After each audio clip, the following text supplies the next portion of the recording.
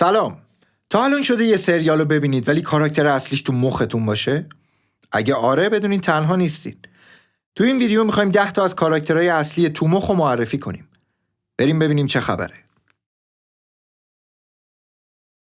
شماره 10. جک شپرد از سریال لاست. لاست جزو اولین سریالایی بود که اومد تو ایران و همه دیدن و آخرش هم که ماسمالی کردن و رفت. کاراکتر جک یه جایی دیگه از این که همش حق باهاشه حوصله‌تو سر میبره. منمش زیاده و جدیت الکیش باعث میشه دوستش نداشته باشی. 8:15. Shut up! Sorry? Nothing is going to happen. Some man takes you down there, shows you a movie, and you push a button on faith alone. Nothing is going to happen! شماره 9. پایپر چپمن از سریال Orange is the New Black. با اینکه سریال از روی خاطرات واقعی این کاراکتر نوشته شده، سازنده‌های سریال خیلی زود به این نتیجه رسیدن که این کاراکتر لوس پرتوقع و کمرنگ کنن و برسن به کاراکترهای دیگه سریال. Don't you fucking touch me. Don't you ever fucking touch me. شماره 8. مایکل اسکات از سریال آفیس. سریال آفیس که از روی نسخه انگلیسی ساخته شده قرار بود یه ماکیومنتری اعصاب خردکن باشه. ولی کاراکتر اصلیش دیگه واقعاً گندشو در میاره اینقدر رو مخه. یک سر فقط داره خرابکاری میکنه و چرت و پرت میگه. از یه جایی فقط دلت میخواد کلهشو بگیری و بکوبی به دیوار. That hot picture you have by your desk, centerfold in the Catholic schoolgirl's outfit. I mean, it is hot, it is sexy, and it turns him on. And I will admit, best part of my morning is staring at it. But what, are we going to just take it away? That is my daughter. She goes to Catholic girls' school. شماره 7. دنریس تارگریان از سریال گیم آف ترونز. اوکی، ما فهمیدیم آیرون ترون حقته، سهمته، مالته، ولی رفتارتو درست کن واقعا. جالبه هر کی بهش نزدیکتره بیشتر بدبختی میکشه. اون اژدهاهای بدبخت هم از دست این اسیر شدن. I was born to rule the seven kingdoms. And I will. شماره 6. جون آزبورن از سریال هندمیدز تیل. فقط یه نگاهی بندازید به همه کاراکترهایی که تو این سریال به خاطر این آدم مردن. حتی تو فلاش بک ها قبل گیلیاد هم جون آزبورن آدم نچسبی بود. اگه شاکی نشین، جون آزبورن واسه من نماد فمینیسم قلابی که این روزا زیاد شده. You are not in charge.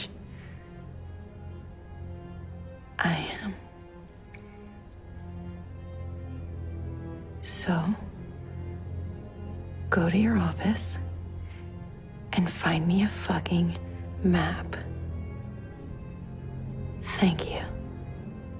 شماره 5. تام هاورفورد، پارکس اند ریکرییشن. خودخواه، با اعتماد به نفس کاذب، بچه، لوس، خودمحور، قرقرو و این لیست ادامه داره. من موندم چجوری میشه یه همچین موجودی رو توی سریال تحمل کرد، اونم به عنوان نقش مثبت. LeBron James. We still on for breakfast? You are an hour and a half late for work. Yeah, sorry, I can't use my GPS. But I figured it out. I just drove around in circles until I saw something familiar. You live 3 miles from here. 3.4, according to my GPS, which I used to use every day. شماره 4. کلر دنیس از سریال هوملند. اینکه تو خیلی از خودت خوشت میاد ایرادی نداره، ولی اینکه فکر کنی وظیفه بقیه است که فکر کنن تو خیلی کارت درسته دیگه مسخره است. مخصوصا اگه خنگ بودن یهویی این کاراکترم در نظر بگیری. حالا فکر کن 8 تا سیزن باید این کاراکتر رو تحملش کنی. وای. Settle down. Tell him. Oh, tell him. Leave me alone! Get your fucking hands off me. Asshole! Our national security, give me your fucking cell phone! This is a fucking sham! This is complete bullshit! Jesus Christ, Virgil! Such a pussy, Saul! شماره 3. کیدینگ 5 از سریال How to Get Away with Murder.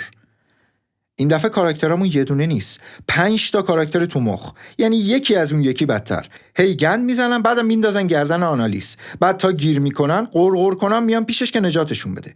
یعنی دقیقاً از یه اخلاق حسنه که تو این 5 تا وجود داشته باشه. Aiden, so you sent me into that psychopath's arms. I never told you to screw that boy. But you wanted me to. In what world do I have enough time to think about who you pulled down your skirt? You're not allowed to talk right now. This is our time. You said that, so sit there and take it. شماره 2. النا گیلبرت از سریال ومپایر دایریز. کل آدمای سریال هی جونشونو به خطر میندازن که اینو نجات بدن. بعد برعکسش که میشه این خیلی تلاش نمیکنه که اونا رو نجات بده. به نظرم اگه همون سیزن اول شیاطین خونشو مکیده بودن، فکر کنم خیلی کاراکتر زنده مونده بود. What it meant, I put my feelings for Stefan. Even though he loved me, he gave me the one thing that represented hope for me and his brother. I knew how much it hurt him, but he did it. و شماره 1 راس گلر از سریال فرندز. میدونم همه طرفدار سریال فرندزیم و خود منم جزو طرفداراشم. ولی بیاید یه بار راس رو از بیرون ببینیم. یه آدم حوصله سربر که فکر میکنه همیشه حق باشه و همیشه راحتی خودش تو اولویتشه. مثل خیار رفیقاشو میفروشه. اکثر مواقع بی منطقه و بذارید دیگه از آوردن اون میمون تو مختل از خودش نگم. بعد شما فکر کنید با یه آدم میریم بیرون و اون آدم فقط داره در مورد دایناسورها و باستانشناسی صحبت میکنه. اگه راست واقعی بود حاضر بودیم باهاش بریم بیرون و دوست چین؟ من که بعید میدونم. Look, Ross, this really isn't easy. Oh, it's all over everything! Why? Why me? Oh, not another one! Oh my God, oh, and this is moisturizer. It's even harder to clean! Why? Why do bad things happen to good people? Wow. Well, clearly this is not a good time. You think? این بود لیست 10 نفره ما از تو مخترین کاراکترهای اصلی سریال ها.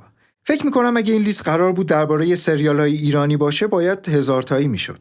من حسام حسینی هستم و اینجا چیبه است. اگه از ویدیو خوشتون اومد با شیر کردنش و سابسکرایب ما تو یوتیوب حمایتمون کنین.